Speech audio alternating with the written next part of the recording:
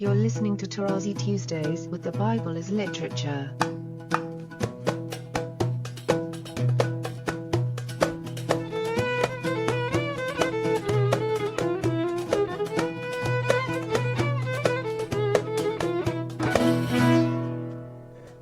Hi, this is Father Mark Boulos, and you are listening to Tarazi Tuesdays with the Bible as Literature podcast. This week, Father Paul reminds us that because the biblical manna comes from heaven, it is a gift over which we have no control. I am delighted to introduce Father Paul on the Bible as Literature podcast, Tarazi Tuesdays. Then in chapter 16, we have a lengthy chapter. We don't need to go too much in detail because the message is very clear, where we meet the manna and the quails. Manna is referred to as the bread from heaven. Well, if you go to a Middle Eastern shop next time, make sure to buy Iraqi manna. It's very good. It's a dew in the morning, and thus it is sweet. It's like the date. It gives you enough calories to sustain yourself. It's delicious, and it is still called man in Arabic. That's how we refer to it, most probably from the biblical Hebrew, the same thing as we use the biblical Hebrew word to speak about these birds that are referred to as quails.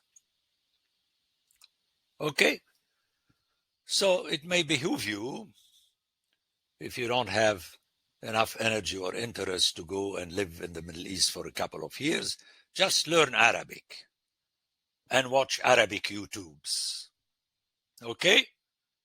And then you don't need to go to seminary where your mind is messed up and you start listening to ancient faith radio. And enjoy it. So in the text, we have two foods, if you like, that are given as a gift to the people in the wilderness, because neither of them comes out of the wilderness like the palm tree earlier. But the quails come from the sea. My family comes from Gaza, and although I was never there, I heard so many times my father speaking about the quails that come to the beach of Gaza and so on. See, there you go. He knew that. But the main point is that they come from the sea. They fly and come from the sea. And the manna, obviously, is the morning dew, as we hear in verse 13. So hear the story once more, and I'm going to say this time and again. You have to hear it as your children hear your stories that you read to them before going to bed. Notice, you read to them. They do not read them. So the content comes to you through the ear. And you hear about these quails and about the manna. Notice, the manna in the Bible does not come from the Middle Eastern store in Minneapolis. It comes from heaven. And you eat it. And because it is a gift, you have no control over it. And here we have an interesting text that each one had to gather, let me go to verse 16, according to the number of the persons whom each of you has in his tent.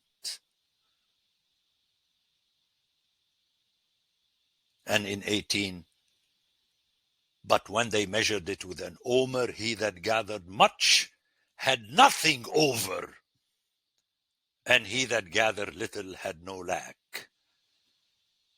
Now, how can you explain this to a civilization where doggy bag is an essential phrase?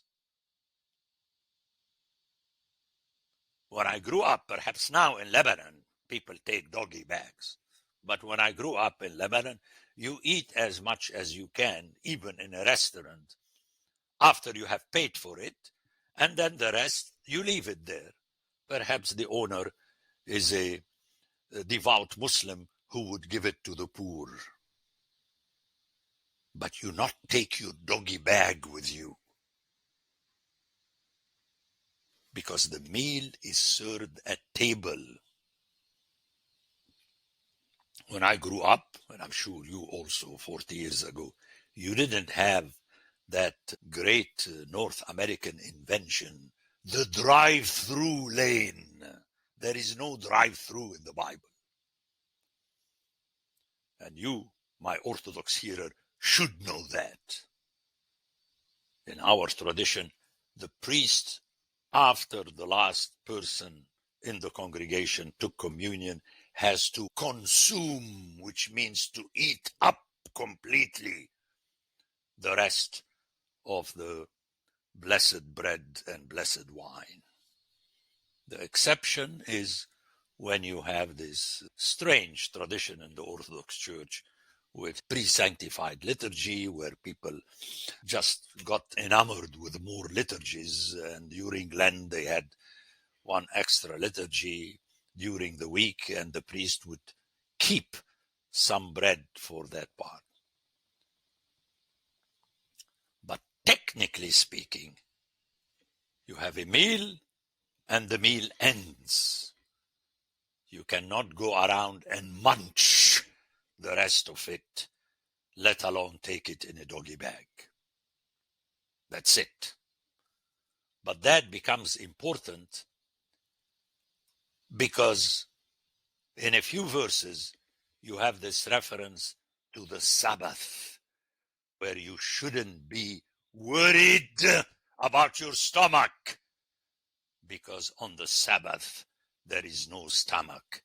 There is only the two ears that you have to listen to the teaching of God. And you have it right there in the text, very early. Let's hear it. And Moses said to them, let no man leave any of it till the morning. But they did not listen to Moses. Some left part of it till the morning, and it bred worms and became foul. And Moses was angry with them because they did not listen.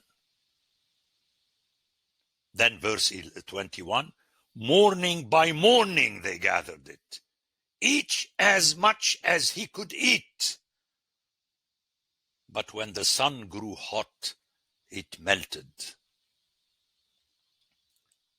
And then, this is the verse that I like the most, on the 6th day, by order of the Most High through Moses, they gathered twice as much bread, which is not going to go sour, because the extra they need for Saturday. But they don't gather it on Saturday.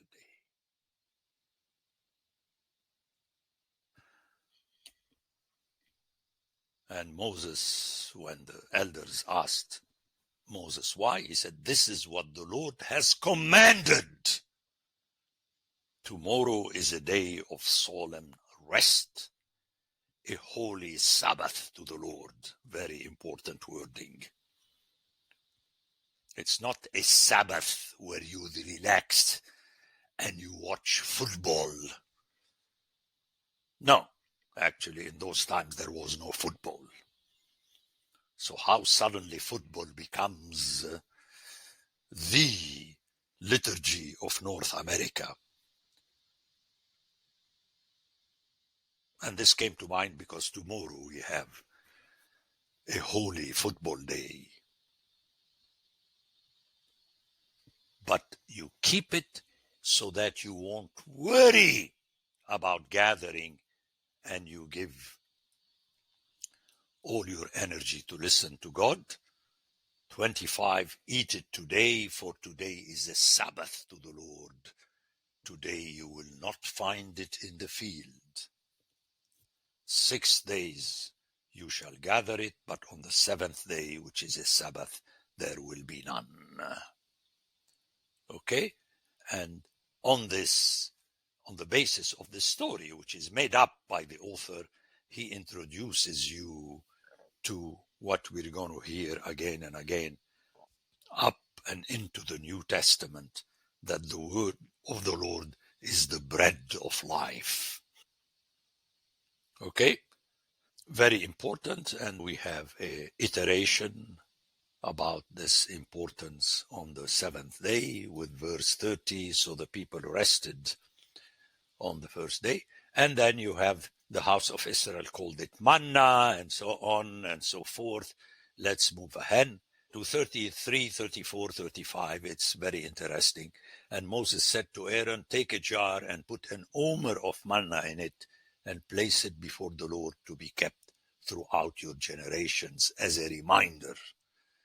As the Lord commanded Moses, so Aaron placed it before the testimony, which is the tent of the to be kept. And the people of Israel ate the manna 40 years, meaning they were fed by God for 40 years. Now, if you jump to the book of Richard Benton, which we call commonly the book of Hosea, you will hear that the trouble is that the people wanted to follow Baal, who they think gave them the fig tree and the apple tree and the bread and everything. You see how much more powerful the text is when you, the hearer, know it slowly on more by heart, because then you will be able to move from a book to another book that is dealing with the same matter. And the people of Israel ate the manna 40 years till they came to a habitable land. They ate the manna till they came to the border of the land of Canaan. And then you have this interesting footnote for the people who don't know. An omer is the 10th part of an ephah. Now you can imagine the face of the student in my class say, but Father Paul, I don't know what an ephah is. It doesn't matter. Keep hearing until the text explains it to you. And here I have a footnote for you to realize the power of that verse found in Amos. Behold, the days are coming, says the Lord God, when I will send a famine on the land, not a famine of bread, nor a thirst for water, but of hearing the words of the Lord. And the following verse say they will go left and right, and they will not find it. Because the only place they could find it is the already written book of Amos. Fantastic 2 verses. They are in Amos 11 and 12. The Bible as Literature is a production of the Ephesus School Network.